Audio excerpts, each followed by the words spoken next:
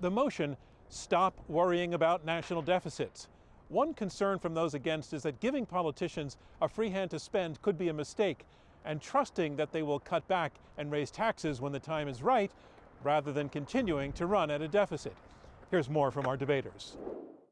First of all, it isn't about letting politicians do anything. Congress already has the power of the purse. And we aren't endowing Congress with any new powers and authorities that it doesn't already have. Congress can already appropriate funding for whatever it deems a priority. We saw that in the CARES Act. That was a $2.2 trillion piece of legislation that passed both the House and the Senate, got signed by the White House, and it became law. Congress did not go out and find $2.2 trillion. They didn't come hat in hand to the rest of us. Our taxes didn't go up. They didn't go to China and ask for some dollars so that we could carry out a relief package here in the U.S. Congress has the power of the purse, so they appropriated funding. And where did the money come from? That piece of legislation effectively orders up from the government's bank, its fiscal agent, the Federal Reserve, $2.2 trillion.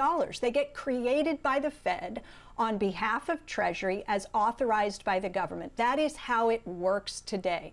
So we're not giving the government new powers, new authorities, and this premise that you have, that this idea that governments will go wild if somehow they wake up and realize that they have the power of the purse, and if they vote for the spending, the money will be there, that they'll just run wild and spend out of control. To that I say, all evidence to the contrary. Look at our economy today. We know that this economy desperately needs more spending. You turn on the news every night, you see miles stretching of cars waiting to get food from food banks. We know that tens of millions of people are on the verge of having their unemployment insurance expire. Congress has gone home. They've gone back for the holidays. They're out. They've checked out. They're not going to spend anymore. So this idea that Congress is just so eager all the time to spend money is just simply not our reality.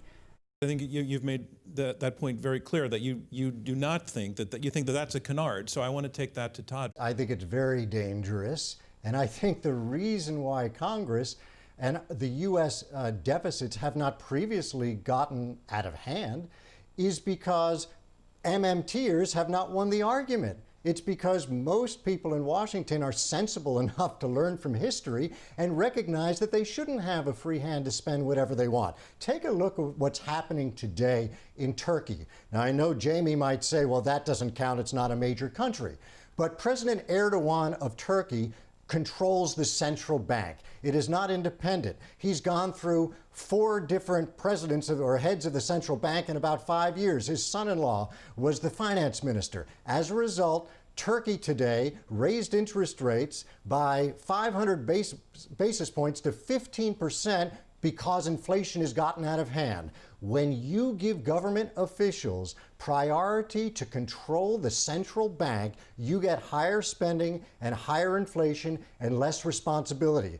One of the great achievements in economic history throughout the world in the last 30 years is making central banks more independent so they are not beholden by crass politicians. And those of you watching this who might be on the left wing of the political spectrum or the anti-Trump part of the political spectrum, just imagine if Donald Trump had known about MMT and known that he should be in control of the Federal Reserve Board, even more so, what would have happened to spending?